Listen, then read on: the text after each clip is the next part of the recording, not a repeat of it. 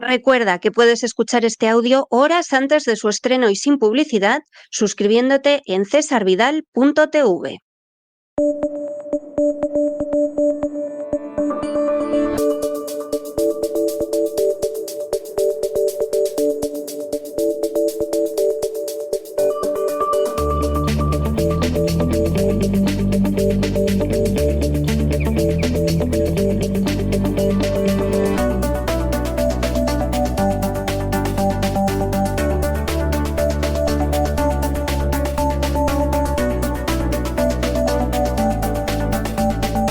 Despegamos con Lorenzo Ramírez.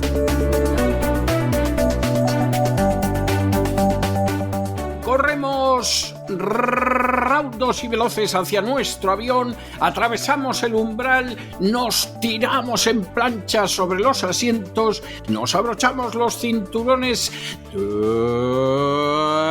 despegamos y nos vamos elevando por los aires hasta alcanzar nuestra altura y nuestra velocidad de crucero. A mi lado, don Lorenzo, a ver, explíqueme qué significa esa nariz de payaso que lleva usted, que pone Trump. O sea, ¿esto qué es? ¿Un circo que ha inaugurado el presidente en la Casa Blanca o qué es? Le queda bien la nariz, pero quítesela, porque si no, al hablar hoy en el Despegamos le va a salir la voz gangosa, ¿eh? Pero no le queda mal. Voy con la camisa abierta directamente, don César. Sí. Voy con la camisa abierta directamente. Los payasos somos nosotros, no es Donald Trump, ¿eh? O sea, yo estoy convencido de que al final los payasos acabamos siendo nosotros, porque menuda tela el circo que ha montado el amigo Donald. Muy buenas noches, don César. Lo ha vuelto a hacer. Bueno, no es nuevo ya, es decir, estamos en octubre, este hombre ya lleva unos cuantos meses, ya nos conocemos la película, ¿no? Yo le confieso que en las últimas horas me he divertido mucho, porque además ha sido un circo que en este caso no ha tenido ninguna víctima directa. Veremos si en el futuro la tiene, porque puede tenerla, pero lo ha vuelto a hacer, cambiando la zanahoria por el palo, pero ya no es que lleve la zanahoria en una mano y el palo en la otra, es que hace como los magos, tiene una chistera y convierte una cosa en la otra de forma automática en su tradicional movimiento, que a pesar de que lo ha repetido decenas de veces, pues todavía sigue sorprendiendo a propios y extraños, ¿no? Y esto es a mí lo que realmente pues no deja de levantarme o de ponerme una sonrisa. Pasa de anunciar una cumbre con Putin para poner fin al conflicto ucraniano a amenazar con sancionar al sector petrolero ruso. Y digo bien, amenazar, porque no es una sanción en sí misma. Es una advertencia para llevar a la mesa de negociaciones un arma con la que presionar al Kremlin, porque de esto se trata todo. De una estrategia que, de paso, y no es menos importante, sirve para manipular los mercados y que ganen mucho dinero traders y operadores que conocen con antelación lo que va a salir de la Casa Blanca. No podemos demostrar que tengan relación directa con Donald Trump, pero desde luego que esos movimientos se producen y además, en este caso, con el tema petrolero que vamos a explicar hoy, ganen los lobbies energéticos que tanto rédito han sacado y siguen sacando de la guerra, tanto en Oriente Medio como en el este de Europa. ¿Se va a celebrar cumbre o no se va a celebrar, no? Yo ayer, hablando con María, antes de... Bueno, pues estaba preparando ya el boletín, yo estaba preparando el Despegamos y me decía, bueno, no tenemos muy claro realmente, ¿se ha anulado la cumbre? ¿No se ha anulado? Hablaba también con don Isaac y me decía don Isaac, pues unos dicen que sí y otros dicen que no. Yo defendí en el programa ayer que la cumbre se aplazaba, que no se cancelaba. Pero se celebraba. Exactamente, y en esos estamos ahora mismo, incluso con esta decisión de Trump tomada a la limón con Scotty, que ayer decíamos, refiriéndonos al secretario del Tesoro de Estados Unidos, Scotty para los amigos, Scott Bessent, que decíamos, cuidado con Scotty. Pues le faltó tiempo a Scotty para ayer, por primera vez,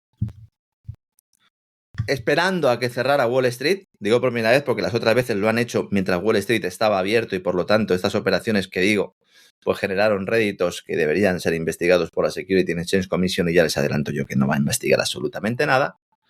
Es Scotty quien publica el comunicado con las sanciones petroleras. Pero vamos primero con el tema de la cumbre. Todo coincide con una reunión, con un viaje oficial del secretario general de la OTAN, Mark Rutte, a Washington. Mark Rutte, el holandés, que además pues tiene mucho que decir con esa expropiación de la empresa china que ha dejado sin suministros. Yo ayer decía que amenazaba con dejar sin suministros al sector automovilístico chino, esa expropiación de la filial china de la empresa Nexperia, pues no es que amenace, es que Volkswagen ya no tiene suministros. Han pasado ni 12 horas o 24 horas desde que hicimos el programa ayer, Volkswagen se ha quedado sin suministros. Bien. Estupendo. En lugar de hablar de eso y de plantear, oiga, vamos a intentar llegar a una solución, el propio Mark Rutte, si de verdad defendiera los intereses de su país o si defendiera los intereses europeos o incluso si defendiera unos intereses en los cuales se garantizara, ¿no?, la supervivencia de determinadas industrias, no solo europeas, sino también norteamericanas, lo normal es que lo hubiera pedido a Trump.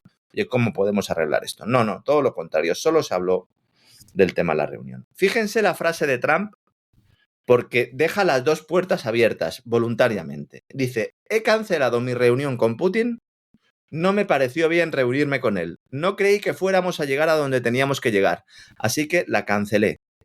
Pero me reuniré con él en el futuro. Muy bien, es fantástico, o sea, es fantástico, o sea, en fin, para los que están interesados en si he roto con Pepita, que sepan que Pepita y yo no cenamos el sábado por la noche, pero nos encontraremos cuando queramos, o sea, es impresionante. Claro, entonces, era un poco el diferente criterio. Yo entiendo que haya gente que piense que la reunión se ha cancelado, a lo mejor se ha cancelado esta y luego se va a promover otra. Yo sigo pensando que es un aplazamiento y precisamente la decisión de Estados Unidos o de la Casa Blanca de sancionar a determinadas empresas rusas, que insisto, ahora vamos a hablar de ello, yo creo que forman parte de esta negociación. Por otra parte, Trump reitera en ese encuentro con Rutte que tanto Putin como Zelensky quieren alcanzar la paz en el conflicto, lo cual contradice directamente lo que había dicho al principio de su intervención. Y luego dice que está seguro de que la crisis ucraniana se va a acabar, que le va a poner fin él, insistiendo en que ya ha mediado en 8 conflictos y que este va a ser el 9. Esto se produjo después de que el Departamento del Tesoro de Estados Unidos comunicara la imposición de sanciones contra 2 importantes petroleras rusas, la empresa Lukoil y la empresa Rosneft, como medida adicional para presionar al gobierno ruso, es lo que dice el comunicado, para que avance hacia una resolución del conflicto ucraniano. Es decir, en el titular de la nota de prensa del Tesoro dice que liga estas sanciones a aceptar el alto el fuego.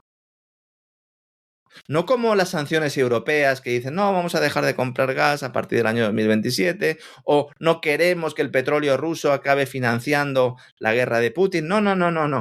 Lo que dice es, como condición para alcanzar un alto el fuego, o como elemento de presión, nosotros llevamos la amenaza de sanción a las principales petroleras rusas. ¿Esto implica que se vaya a sancionar a las petroleras rusas? Pues no lo sabemos. Es una aclaración muy importante para comprender el movimiento de Trump. Ya hemos visto esta película, don César. Ya la hemos visto. Aranceles del 150% a China. Decía Donald Trump 15 minutos antes de decir, oye, me voy a sentar con Xi Jinping porque nos llevamos muy bien y además hay que garantizar que sigan comprando la soja. Mi única duda aquí, don César, bueno, tengo muchas, ¿no? Pero dentro de lo mollar, ¿esto está pactado con Putin? A mí no me extrañaría, ¿eh? Sabiendo cómo se manejan los resortes del poder, sabiendo la relación entre Putin y Trump, conociendo que todo lo pactado en Alaska se ha cumplido al dedillo también en el escenario de Oriente Medio, ¿esto forma parte del juego? Estamos en una obra de teatro.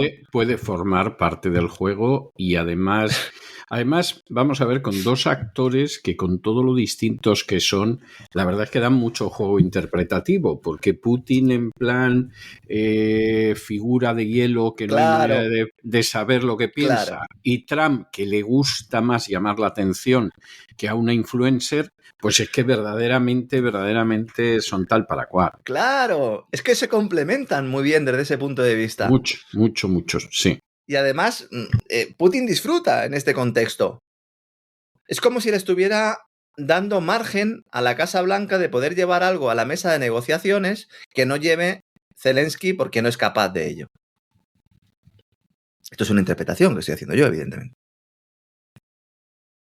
Claro, si el otro día decíamos... Ahora, Zelensky vaya papelón. Claro, ese es el papel. Llega a la Casa Blanca, le va a recibir ahí, no sé, un conserje de estos, o sea, no va a recibir nadie de mediana relevancia, pide los Tomahawk le dicen que no. Le dicen que no. En un momento determinado cuentan algunas fuentes que sacó el mapa ese que lleva a todas partes consigo como si fuera un escapulario y Trump le tiró el mapa al suelo de bastante airado, mala manera y tal. Y claro, regresa a Europa y le dicen: Volodymyr, no te rindas. Volodymyr, sé fuerte, Volodymyr. Y entonces Volodymyr vuelve a pedir los Tomahawk y todo lo demás. La verdad es que está haciendo un papelón, el que se merece, por otro lado, pero menudo papelón. El Pentágono filtra a última hora de ayer que la Casa Blanca le va a dar luz verde a Zelensky para que utilice los misiles de largo alcance y sale Donald Trump personalmente a decir que esa información es mentira. Sí. Todo esto anoche hora española, era la tarde norteamericana, el mediodía norteamericano. Vamos a ver, señores, las sanciones que ha impuesto el Tesoro, que afectan, como digo, a Lukoil y a Rosneft, se producen al mismo tiempo que Exxon, el gigante petrolero norteamericano, mantiene reuniones secretas con Rosneft en la que han esbozado conjuntamente una hoja de ruta para volver a hacer negocios explotando los yacimientos de petróleo y gas de la costa del extremo oriental de Rusia. ¿Cómo va a sancionar el Tesoro a Rosneft si está Exxon a punto de firmar el contrato para poder volver? Porque Exxon, bueno, es que Exxon lleva en Rusia mucho tiempo. De hecho, es que en el yacimiento de Sajalin, que lo he comentado aquí en alguna ocasión, que lleva el nombre de una isla rusa cercana a 3 yacimientos petrolíferos, Exxon tenía el 30% de la empresa conjunta con Rosneft. Si uno lee el comunicado del Tesoro, descubre de qué va la película, pero claro, hay que leérselo, y muy pocos se lo han leído. Dice, el Tesoro impone, bueno, en realidad es la Oficina de Control de Activos Extranjeros. Esto también es muy orwelliano, tener una oficina de control de activos extranjeros. Pero bueno, lo tiene Estados Unidos. Dice, impone nuevas sanciones como consecuencia de la falta de compromiso serio por parte de Rusia con el proceso de paz, para poner fin a la guerra ucraniana. Y se dirige, insisto, a Rosneft y a Lukoil. Entonces, ¿cuál es la sanción? ¿Le prohíbe Estados Unidos a Lukoil o a Rosneft vender petróleo? No puede. Lo que prohíbe es que personas que hagan negocios con Rosneft o con Lukoil en Estados Unidos o que hagan negocios con entidades que sean propiedad directa o indirecta, individual o colectiva en un 50% más de una de estas compañías o de personas en las listas negras que ya empezó a crear Joe Biden, pueden ser sancionadas. Se bloquean sus actividades y si a pesar de ello siguen realizando esas actividades, entonces se les pone una multa. Bueno, ellos dicen sanciones civiles o penales. Y sobre todo, y aquí está la clave de esto, dice que las instituciones financieras extranjeras que realicen o faciliten transacciones significativas o que presten cualquier servicio relacionado con la base militar industrial de Rusia corren el riesgo de ser sancionadas. Corren el riesgo de ser sancionadas, no van a ser sancionadas per se. ¿Qué implicación real tiene esto? Pues básicamente lo que haces es, teóricamente, dificultar las exportaciones petroleras de Moscú. ¿Pero a quién está vendiendo petróleo Moscú?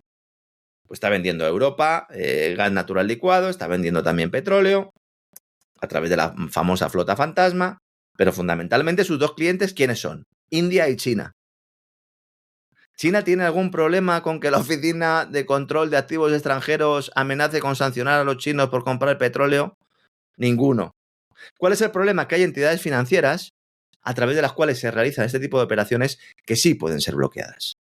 Con lo cual puedes obligar a China a tomar algún tipo de maniobra y a Rusia a encontrar soluciones alternativas que al final lo que hacen es encarecer el producto en los mercados internacionales. Por eso ha subido el petróleo hoy un 5%. Entonces, si la intención es enviar un mensaje a India y China,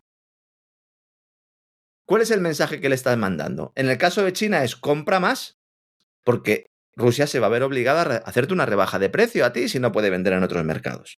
¿Qué es lo que ha pasado ya en otras ocasiones? ¿Y dónde se sufre el impacto? Pues fundamentalmente en Europa. El impacto fundamental es en Occidente. Si tú obligas a Rusia a buscar medidas alternativas, aumenta el precio en un momento en el que la demanda, a pesar de la recesión europea, se mantiene. Y en Estados Unidos la demanda de petróleo está en niveles récord. En Estados Unidos la demanda de petróleo está en el nivel más alto de los últimos 18 años, don César. Que ya es significativo, ¿eh? Ya es significativo. Hasta que Trump ganó las elecciones en el segundo mandato, la industria energética de Estados Unidos había aceptado en gran medida, había asumido la situación de que el consumo de petróleo del país, que alcanzó su máximo histórico en el año 2005 con 20,8 millones de barriles diarios, antes del inicio de la crisis financiera, 2005, recordemos, decían, bueno, este es el máximo histórico y ya no vamos a tener nunca más un máximo, no vamos a llegar nunca a estos niveles. A partir de ahora, la eficiencia energética, el que se potencien otro tipo de fuentes de energía, pues esto va a ir reduciendo progresivamente la demanda. Llegó la pandemia, ¿verdad? Se produjo aquel escenario en el cual, pues evidentemente, como no había actividad industrial, los buques daban la vuelta al mundo con el petróleo, que llegó incluso a tener valor negativo. Desde entonces, el crecimiento de la demanda ha sido exponencial. Mientras la Agencia Internacional de la Energía decía que se iba a reducir el consumo de Estados Unidos. Bueno, pues falso. El consumo de petróleo per cápita en Estados Unidos duplica al alemán, al japonés y al británico. Y luego hay una influencia clara del sector petroquímico a través del etanol, que también está experimentando un notable crecimiento en Estados Unidos. Está mirando esta mañana algunas cifras y es el sector que más está creciendo. ¿Por qué hablo del tema de la India? Porque es fundamental. Esta maniobra es un bofetón a la India, que es uno de los principales compradores de crudo ruso y que además está en negociaciones arancelarias con Estados Unidos. Y que ya le ha dicho a Estados Unidos que quiere seguir haciendo negocio con China y que quiere seguir comprando petróleo ruso. A lo cual Estados Unidos no le ha puesto nunca ningún problema a la India que compre petróleo ruso.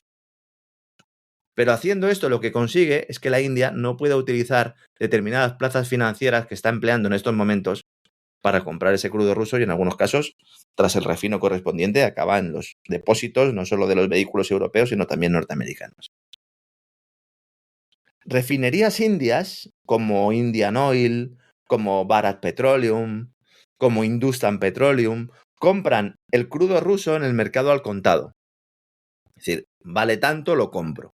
Pero hay otras empresas, como Reliance, que tienen contratos a largo plazo con Rosneft.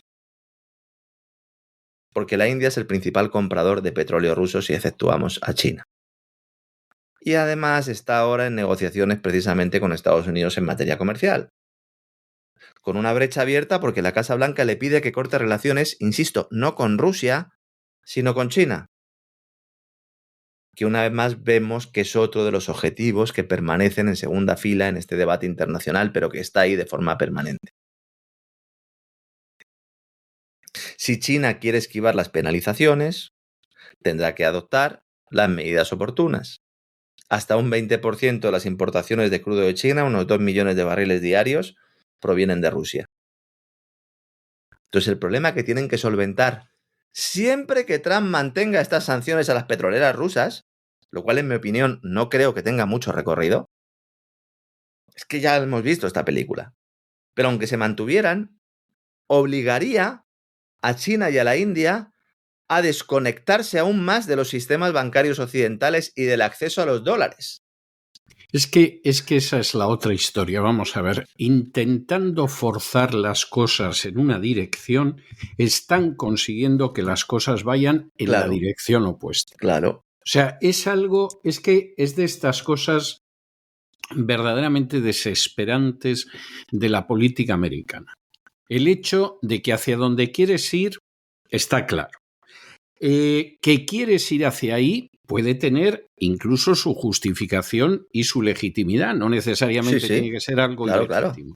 Claro. Pero la manera en que lo quieres hacer, aparte de despótica y de inaceptable, encima es estúpida, porque estás llevando a cabo una política que tienes muchísimas posibilidades de que te salga el tiro por la culata y todavía te empeore más la situación. Y esto da lo mismo con Biden, que con Obama, que con Bush, que con Trump. O sea, es así. Es que ya no se trata solo de que se amplíe o se fomente la desdolarización, que algún analista esta mañana iba un poco por esa línea. No, estamos yendo mucho más allá. Lo que le estás diciendo a la columna vertebral del mercado mundial de materias primas es, a partir de ahora, los contratos de intermediación que firméis con entidades financieras no los podéis firmar dentro del sistema euro-dólar porque podéis ser sancionados. Y estamos hablando de productores, comerciantes, navieras, aseguradoras occidentales, que se les está empujando a hacer contratos con entidades financieras no occidentales. Beneficias también de esta manera parcialmente a Arabia Saudí, que ya está llamando a la puerta de India, le está diciendo, oye, lo que no le vayas a comprar a los rusos te lo vendo yo. En esa alianza entre saudíes y norteamericanos, oscura alianza y bastante sucia por otra parte. Y luego, ¿qué mensaje le estás lanzando a África? Es decir, si algún país africano quería utilizar una entidad financiera occidental, no estoy dando nombres porque es que da igual la que sea. Cualquier banco para comprar productos a Rusia, ¿qué va a hacer? Pues evidentemente no va a escoger un banco occidental. Y estás potenciando un desarrollo de la industria financiera del bloque de los BRICS, que es justo uno de los problemas que tiene el bloque de los BRICS, y es que carece de una estructura financiera amplia que pueda competir con el sistema eurodólar. Las compañías que decidan seguir trabajando con firmas sancionadas en estas listas negras, me da igual en la de hoy, en la de mañana o en la del próximo gobierno, corren el riesgo de ser apartadas o ser excluidas de numerosos proyectos. Y si optas por pasar por el aro y cumplir con las sanciones, entonces pierdes el acceso a suministros con fuertes descuentos que han ayudado a mantener bajos los costes energéticos para la industria y consumidores en muchos países. No es el caso de Europa, pero en otros países sí.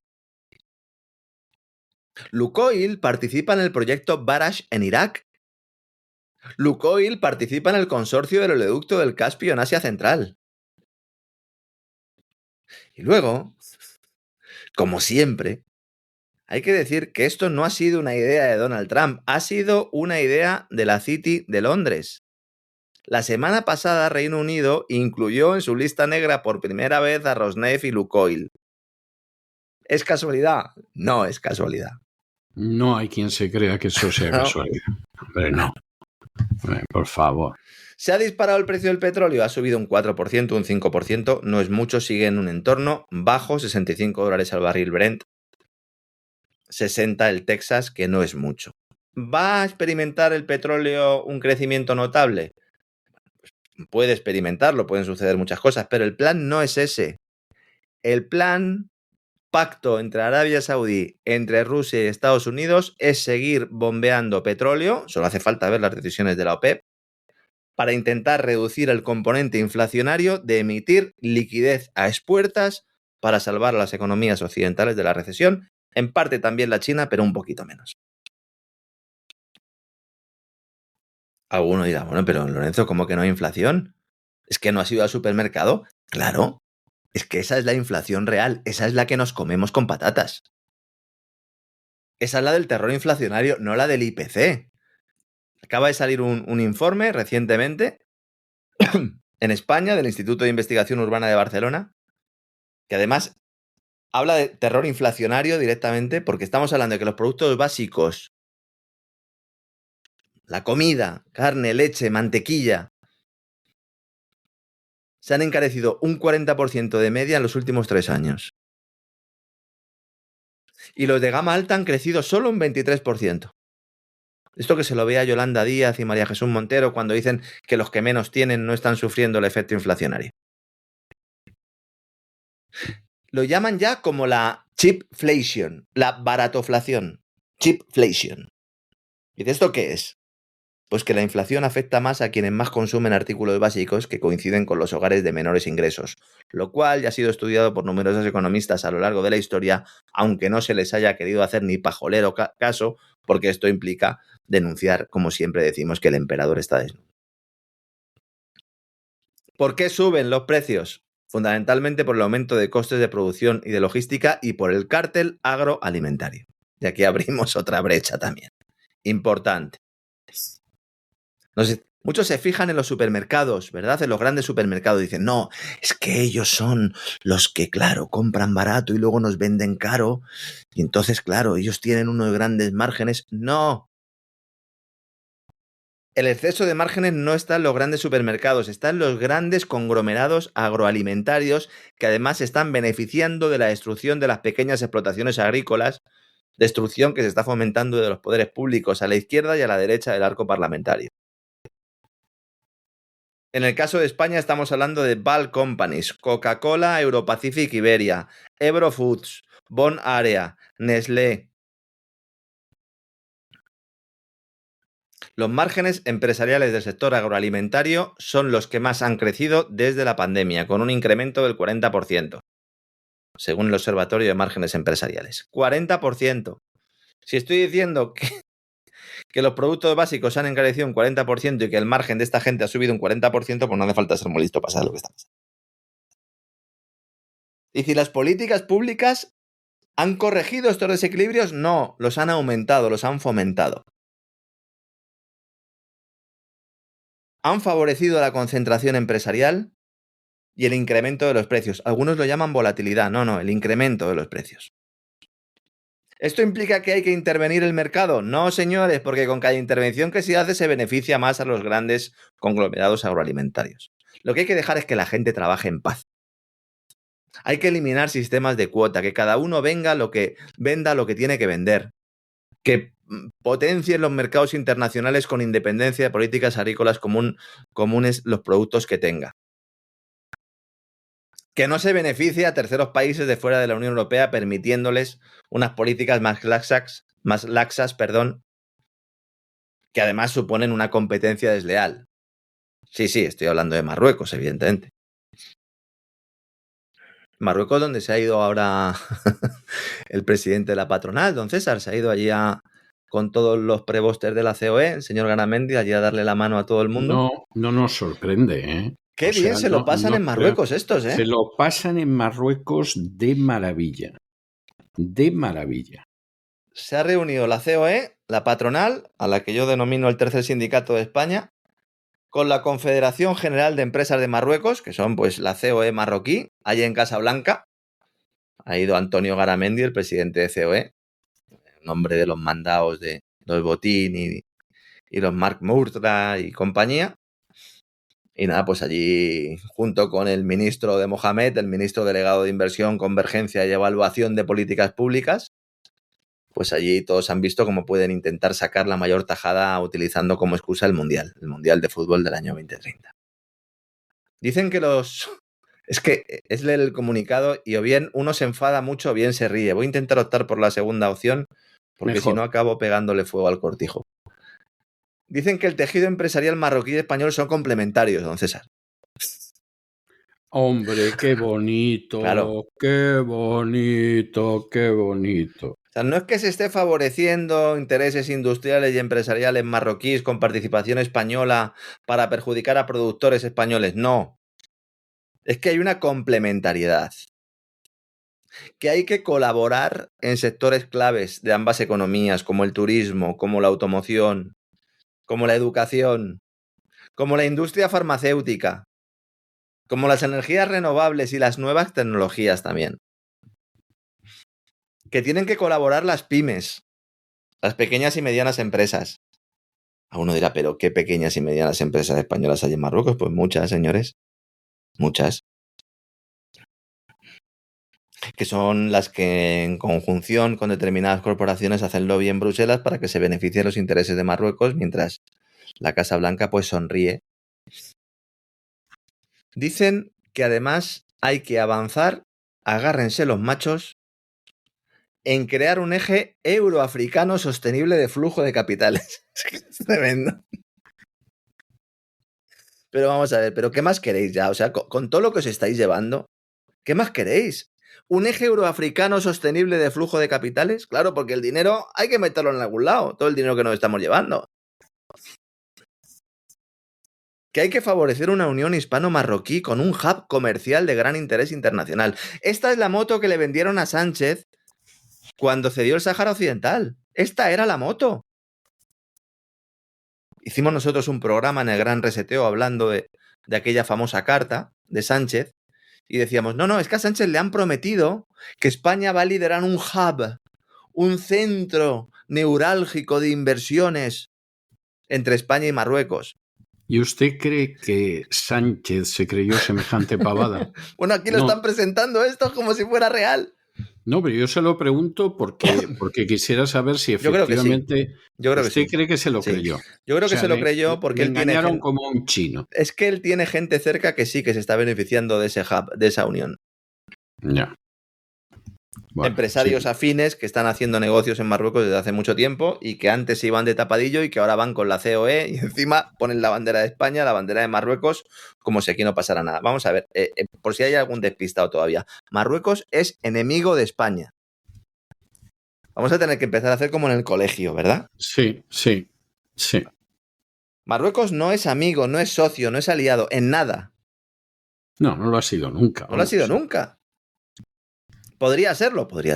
No lo es. Sí, podría ser. El hecho de que la Unión Europea, Bruselas, siempre que pueda beneficie los intereses marroquíes sobre los intereses de los españoles y que al final los empresarios españoles se vayan a Marruecos para seguir haciendo ese negocio porque son conscientes de que Marruecos tiene el beneplácito, es absolutamente irregular.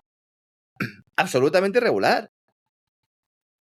Y el hecho de que se hagan todas fotos como si esto fuera los mundos de Yuppie, y que además nos lo presenten, tengo la nota de prensa delante de mí, nos lo presentan como un acontecimiento de alcance global. Claro, porque están a ver lo que se van a llevar. Exactamente. Exactamente. Y entonces ya se les pregunta, dice, oiga, ¿y esto tiene algo que ver con el Mundial de Fútbol? Dice, hombre, claro. Y con el ámbito agrícola, y con el ámbito de energías renovables. Dice, y en 2026 vamos a hacer un foro empresarial Marruecos-España-Portugal. Dice, ¿Portugal también? Claro, porque son los 3 países que van a celebrar el Mundial de Fútbol. Es lamentabilísimo, pero en fin. ¿Hay algo más corrupto que la celebración de un Mundial de Fútbol? En 2015, Der Spiegel, la revista alemana, destapó el escándalo de la trama corrupta en torno a la adjudicación del Mundial 2006 a Alemania. Esto fue un caso claro porque siempre había habido escándalos de corrupción, pero no es lo mismo que suceda en algún país del tercer mundo, con todo el respeto a los países en vías de desarrollo poco desarrollados, a que ocurra en una Alemania y además denunciado por la propia prensa alemana y salpicando a Joseph Blatter, presidente de la FIFA, presidente dimisionario y el candidato a sucederle, que era el francés Michel Platini. Después de aquello, se abrió una tapa, esto sucedió un poco como con el tema de la Casa Real Española, una vez que algunos empezaron a informar, luego ya todos fueron en tromba, dijeron, que la FIFA no es intocable, porque la FIFA es una gran mafia, ¿no? Como se ha demostrado posteriormente, con procesos judiciales. Sí, esto no es una opinión que tenga yo. Bien. No, eso son hechos objetivos. Bien. Entonces, a raíz de eso empezaron a surgir muchas voces. Lula, el brasileño, ha reconocido recientemente que la imagen ofrecida por Brasil durante el Mundial 2014, aquella imagen de país corrupto, era cierta porque, cito textualmente, todos robaron. Y a su vez hay múltiples... Todos. Además, todos. Todos, es que se dice pronto, o sea. Y luego, a su vez, confesiones realizadas por diferentes delatores, por diferentes gargantas profundas, whistleblowers, que dicen en Estados Unidos, confirmaron también la existencia de sobornos ligados a la designación del Mundial de Sudáfrica del año 2010. Es evidente que si tú vas a hacer una serie de proyectos de infraestructuras, si ya de por sí ese tipo de proyectos de obra pública suelen tender, ¿verdad?, actividades corruptas, corruptelas, maletines, pues imagínense si encima viene de la mano de un gran mundial. Y luego, evidentemente, las investigaciones llevadas a cabo por autoridades suizas sobre el proceso de elección de las sedes de los mundiales de Rusia en el año 2018 y sobre todo del de Qatar del año 2022, con ese escándalo de sobornos que no se ha cerrado, pues ha identificado hasta 53 relaciones sospechosas de blanqueo de dinero. No está mal. Entonces, con el tiempo, siempre acaba constatándose que detrás de la elección de cada una de las sedes hay una compra de votos, hay intereses ocultos que van mucho más allá de lo deportivo. ¿Qué me dice usted, bien, por favor? Bien, o sea, esto del deporte, la unión de los pueblos, la paz mundial, etcétera, nada de nada. Pues claro, se presentan allí los señores de COE diciendo que van a aprovechar la oportunidad del mundial y es taparos un poco. Seguid haciéndolo como lo habéis hecho hasta ahora, pues enviar delegaciones comerciales, no saquéis notas de prensa. Yo lo agradezco porque así pues podemos exponerlos, ¿no? Los señores de COE, que normalmente, pues evidentemente, bueno, llevan ya muchos años enfadados conmigo. Está muy bien. Si está enfadado contigo UGT, comisiones obreras y COE a la vez, es que algo estás haciendo bien. bien. Lo estás haciendo de maravilla. Luego el tema de los bancos de Marruecos, no he entrado nunca y digo, hoy voy a entrar. Hoy que vengo con ganas, ¿no, César? Vamos a ver. Hay muchos expolíticos que desde hace mucho tiempo, casi 2 décadas, están ofreciendo servicios profesionales a estas empresas españolas que están viendo que en Marruecos es donde va a estar la pólvora real, nunca mejor dicho, sí, y ofrecen nunca mejor dicho. Sus servicios profesionales concertándose, cartelizándose con el fin de obtener contratos de agencia con estas empresas y esconder su dinero en entidades financieras marroquíes. Mira, hombre, qué bonito, qué conmovedor. No estará por ahí Montoro. No, ahí estaba otro que se llamaba Aristegui, pero en el caso de Montoro no sé si me consta o no. Sí. Entonces, bueno, qué bonito. Cuando se habla... Me está usted conmoviendo, ¿eh? Me están empezando a brotar las lágrimas, don Lorenzo, de verdad. Claro, sabiendo esto yo, cuando leo esta mañana lo del eje euroafricano sostenible de flujo de capitales, digo, menudo cuajo tenéis. Claro que tiene que ser sostenible, flujo de capitales, claro. Además, el 70% de los valores que cotizan en la bolsa de Marruecos, en la bolsa de Casablanca, está en manos del rey. Lo cual implica que los inversores extranjeros, estos que dicen ahora que hay muchas oportunidades en el país, a menudo pasan por la caja del rey para pagar las correspondientes mordidas. Bueno, hombre, bien. Que menos, ¿no? El rey que está haciendo país, que diría Pujol. Claro. Como decía Pujol, que él hacía país, pues este también hace país. Este hace país, monarquía y lo que se tercia. Algunas empresas lo han denunciado públicamente, por eso lo sabemos, pero la gran mayoría callan. Pocos países, por no decir ninguno, ningún país del mundo, ha condecorado con su máxima distinción tanto a políticos del PSOE y también del Partido Popular como lo ha hecho Marruecos. Bueno, y a periodistas. Claro. Y a periodistas ha habido jornadas del rey de Marruecos que estaban dedicadas a condecorar a periodistas españoles. Exactamente. Bueno, centenares de políticos tienen un visa real concedido por Marruecos. Sí. En el mundo del periodismo, como decía usted, como los precios son más baratos y la crisis de la prensa escrita ha hecho estragos en el sector, pues hay periodistas a tropel en esas listas de premiados. Y luego estamos hablando, cuando hablamos de políticos, hablamos desde diputados, eurodiputados, ministros, primeros ministros, jefes de Estado y jefes de gobierno.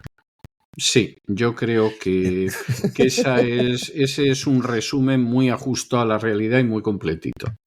Entonces, como hay una caja B muy importante en Marruecos, se utiliza para tener engrasada la maquinaria, no solo del negocio puro y duro, sino también del chantaje y de la extorsión. Esto lo han denunciado los saharauis desde hace mucho tiempo. Y por eso, el lobby pro-marroquí en España está presto a cualquier acción, por muy contraria que sea a los intereses del país, porque la lealtad es a quien paga. Dentro de unos días nos van a presentar el acuerdo entre Argelia y Marruecos. Por otro lado, dicho sea de paso, es lógico, porque claro, si pagas a alguien es para que defienda tus intereses. O sea, lo que no puede ser es que pagues a alguien y no defienda tus intereses. O sea, a mí me parece que es de sentido común. Ya que pagas, ¿no? Por lo menos que cumplan. Exactamente, el que paga manda y yo creo que tiene una lógica. En los próximos días va a salir la Casa Blanca y va a anunciar que llega a un acuerdo contra Argelia y Marruecos para por fin solucionar el tema del Sáhara Occidental. Nos van a vender la autonomía del Sáhara Occidental, que va a ser falsa, va a ser la entrega a Marruecos, y todavía nos queda por ver qué le van a ofrecer a Argelia para que pase por el aro. ¿Sabe usted quiénes son los dos negociadores que van a firmar el acuerdo, don César? Dígame, por favor. Steve Witkoff, enviado especial para Oriente Medio de Donald Trump, y Jared Kushner, su yerno. Mira qué bien. ¿Y cómo es que ahí no está Marco Rubio? Por aparece. pura curiosidad, ¿no? No aparece. Que haga algo Marco Rubio. Le han quitado el teléfono. A Marco Rubio le han quitado el teléfono. Aparte de ser un lacayo de la agenda globalista y de recibir una cantidad millonaria de la AIPAC, que es el gran lobby, uno de los grandes lobbies sionistas en Estados Unidos, aparte de eso, hombre, Marco Rubio algo debería hacer, ¿no? La tuvo que liar tanto en la conversación con Peskov que le han retirado el teléfono. Le han dicho, mira, tú ya no hables más con nadie. Conversación telefónica que fue la que precisamente pues ha acelerado un poco todo esto, todo este proceso, pues de dimes y diretes. Lavrov, no Peskov. Lavrov, el ministro de Exteriores. Luego me hace gracia porque te empiezan a vender en algunos medios que en un momento determinado se le acercó Marco Rubio, le susurró no sé qué frase al oído a Donald Trump, y que eso ha cambiado la historia. Y tú dices, pero bueno, vamos a ver, ¿cómo se puede ser tan tonto para decir eso? ¿Y cómo se puede ser tan tonto como para creérselo? Lo más que Marco Rubio le ha podido decir al oído a Donald Trump es, señor presidente, que ya está la mesa puesta. O sea, pero lo más. Con cebolla o sin cebolla, ¿no? Tirando por lo alto, y ni siquiera estoy yo seguro de que Trump se fíe de él para eso. No, es decir, esta es la Secretaría de Estado con menos poder, yo creo, que de la historia de Estados Unidos. Sí, yo creo que sí. Menos capacidad de maniobra, seguro. Y además fue diseñada así desde el minuto 1. Sí. Y de hecho, todos los nombramientos y todo ese baile de nombres cuando se decía quién iba a ir al Tesoro, quién iba a ir a Comercio, Lutnick iba a ir al Tesoro, al final lo ponen en Comercio, que en teoría iba a ser una secretaría muy importante por el tema arancelario, pero en cambio la vaciaron de contenido y el que toma las decisiones es el Tesoro, de Scott Bessent. Sí. En el caso de la Secretaría de Estado, igual. Se pone a Marco Rubio, que decía, no, hombre, un hispano que va a llevar adelante la política exterior de Estados Unidos, se le vacía de competencias y se le da toda al enviado especial de Oriente Medio, que han puesto Oriente Medio por poner algo, porque también es el que negocia el tema ucraniano y el que va a negociar el tema de Argelia y Marruecos. Y mientras ejerciendo como secretario de Estado el yerno de Donald Trump, que era el primer enviado para Oriente Medio en el primer mandato de Donald Trump. Esto, una vez que te lo sabes, cobra tanto sentido y es tan evidente. Todo tiene una coherencia verdaderamente total. Pero te lo tienes que saber. Pero te lo tienes que saber. Claro. Y como la mayoría no se lo sabe, es decir, la verdad es que la corresponsalía de España en Estados Unidos es penosa en términos generales. Bueno. Ahora hay un periodista que se está peleando con Óscar Puente, ¿verdad? Que dicen que está atacando los intereses de España. No está atacando los intereses de España, está defendiendo los intereses de la OTAN, que es en realidad su amo. Exactamente. Oiga, lo ha clavado usted, ¿eh? Lo ha clavado. No voy a poner una palabra más de lo que ha dicho, porque efectivamente lo ha clavado usted. Así Cuando hay dudas sobre a qué sirve cada uno, fíjense en ese benchmark, ¿verdad? Por utilizar una palabra inglesa o americana, y ahí a partir de ahí ya podrán desarrollar. También quería hablar hoy de un tema muy importante, de un riesgo bancario que está ahí, soterrado, que no tiene que ver en este caso con la deuda pública, porque siempre hemos comentado aquí que evidentemente los bancos, como compran la deuda pública de los estados, esta deuda pública, cuando estos estados manirrotos se dan cuenta de que ya no tienen capacidad para seguir expoliando más a los ciudadanos, aunque lo intentan y van abriendo agujeros en la caja, pues esta deuda al final va incrementando sus intereses, por lo tanto reduciendo su valor, y los bancos tienen ahí una bomba soterrada en forma de deuda pública que amenaza con estallar y que en algunos casos incluso sirve para dar golpes de Estado o para promover cambios de gobierno, como el que sucedió en Reino Unido cuando quitaron a Liz Truss para poner al amigo de Goldman Sachs, ¿no? En este caso no estamos hablando de eso. Hay un movimiento desde hace varios años que todos los que están en el sector financiero conocen y callan, que es una bomba financiera que en cualquier momento puede estallar.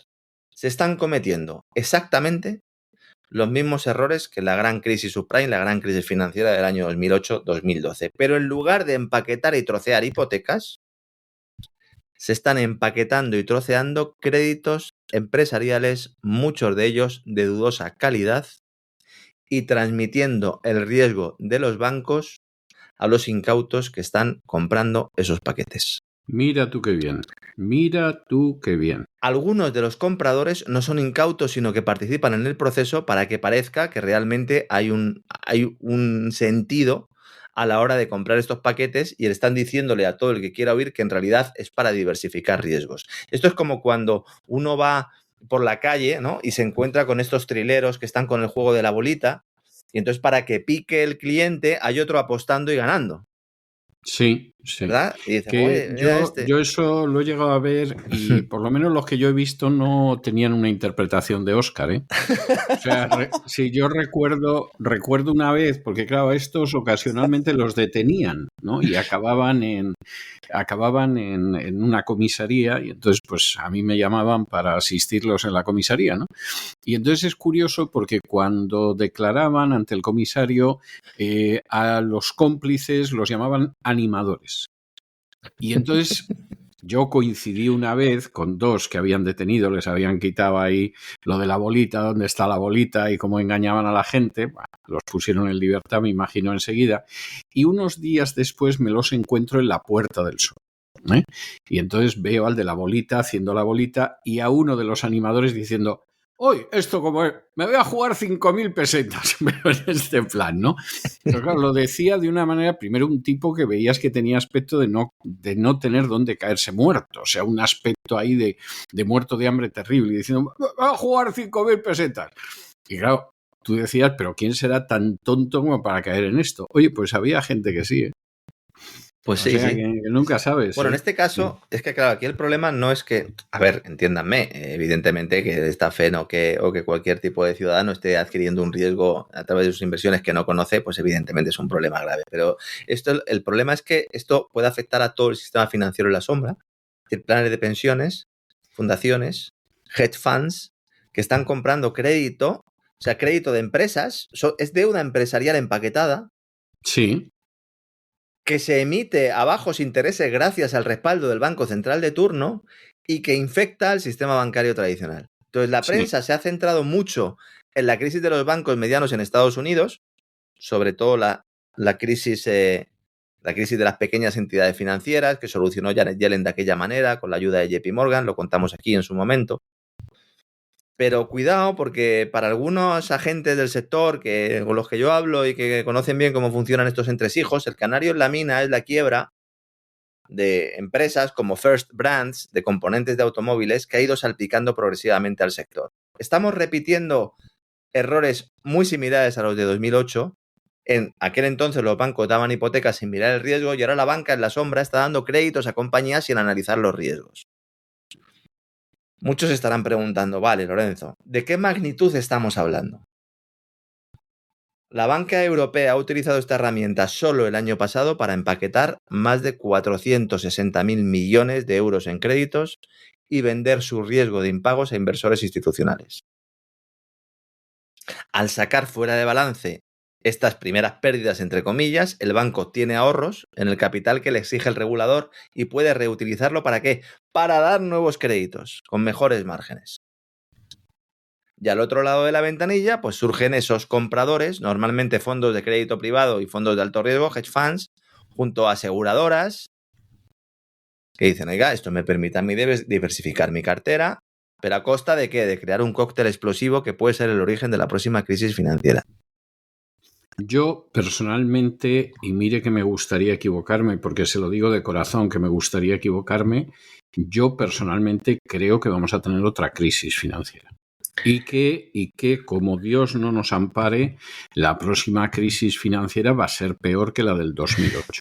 Es lo que se lleva evitando, poniendo parches continuamente desde hace muchos años. Esto es como cuando se le pincha a uno una colchoneta de playa, que tiene un agujero, se le pincha, puede poner un parche, puede poner otro, pero llega un momento en el que por muchos parches que hayas puesto, al final la colchoneta se hunde. Bueno, pues esto...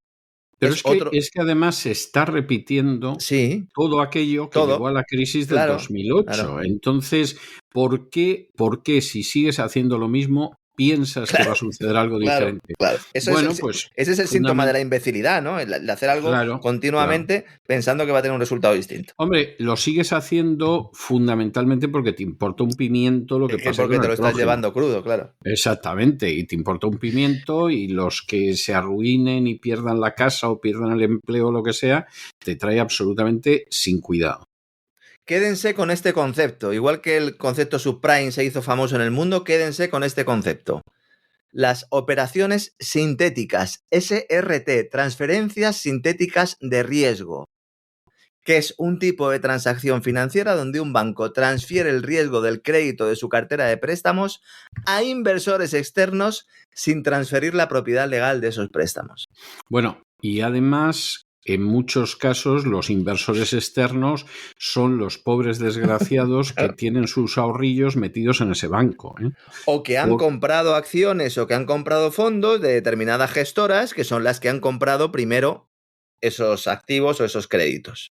Efectivamente. Y que ven cómo la rentabilidad sube como la espuma porque son entidades que están muy cercanas a los grupos de poder. Efectivamente. Es así, ¿Quién es así. el mayor banco de Europa haciendo este tipo de operaciones? Y con esto terminamos, don César. Se lo voy a decir. A ver si adivinan nuestros amigos cuál es el banco que más operaciones de este tipo ha hecho, trasladando su riesgo y volcándolo en el mercado, entre comillas, el Banco Santander. Hombre, ¿cómo me dice usted esto? Segundo, qué disgusto me acaba de dar. Británico Barclays Bank. Tercero, el francés BNP Paribas, que acaba de ser condenado por financiar el genocidio en Sudán. ¿Cuántos llevo? 3. El cuarto, el alemán Deutsche Bank. Banco permanentemente que nos dicen que puede quebrar en cada una de las crisis, pero que sigue sobreviviendo a golpe de relaciones con el poder. El siguiente en la lista, el italiano Intesa Sanpaolo, con una cifra también de decenas de miles de millones de euros titulizados sintéticamente. BBVA, sí, CaixaBank también están ahí, ¿eh? A mí lo de los sintéticos me recuerda un poco a Alien. Sí, suena casi a eso. De todas formas es tremendo, porque en el momento en el que se decide tranquilamente que la banca normal y la banca de inversión no están separadas. Claro, esa es la clave. Pues evidentemente el gran negocio a partir de ese momento es dedicarse a robar al prójimo, empezando por la pobre gente que ha metido los ahorrillos en tu banco. Esto es terrorífico, a mí me consta, no quiero ponerme en ningún plan, pero esa es la auténtica realidad. Y claro, es algo para echarse a temblar. En la crisis financiera anterior, cuando estalló, la banca empaquetaba carteras de crédito y las vendían prácticamente completas. Es verdad que metían las de crédito moroso y las de crédito que no era moroso juntos y entonces las agencias de calificación les ponían la máxima nota, la AAA. Pero lo que hacían fundamentalmente era utilizar estas carteras de crédito para obtener liquidez en la ventanilla del Banco Central. Y a la vez liberaban capital. La diferencia es que estas operaciones sintéticas buscan solo poder reutilizar esta hucha de capital para endeudarse más, para prestar más, de forma menos compleja, menos costosa, pero igual o más peligrosa. El Fondo Monetario Internacional dice en su informe de estabilidad financiera global que hay más de 1,1 trillones de dólares en activos bancarios titulizados sintéticamente. Esperemos que no acabar como en la película de Alien, don César, que un día tranquilamente estemos comiendo y nos salga el bicho de la tripa y se vaya corriendo. Porque esto es una bomba de relojería que están intentando tapar y que están sobre todo viendo cómo pueden alargar su estallido en el tiempo, porque desactivarla es muy complicado. Yo siento ser heraldo de malas noticias, pero esto hay que contarlo. Yo no creo que quieran, sinceramente no creo que quieran desactivarla. Es que ese es otro de los problemas añadidos, que no hay ningún incentivo real para desactivarlo y lo único que hace es crecer. Cuando haya una crisis financiera importante, nos dirán que es el momento de introducir las divisas digitales de banca central. Y a lo mejor, en lugar de producirse la crisis financiera antes, lo que nos dicen es que gracias a la implantación de las divisas digitales de banca central podremos desactivar esta gran bomba, porque evidentemente hay algunos señores que lo han hecho muy mal y evidentemente pues han participado en todo este proceso, pero también la culpa es del ahorrador que ha vivido por encima de sus posibilidades y volveremos a recuperar determinados mensajes que de forma recurrente aparecen siempre que hay un episodio de estas características. Entonces, bueno, pues dicho queda, ¿eh? No será que no hemos advertido lo que había, ¿eh? Porque luego dirán, no, es que esto no lo sabía nadie, ¿verdad? No, es que no se podía saber. Pues sí, se puede saber y se puede investigar y se puede analizar.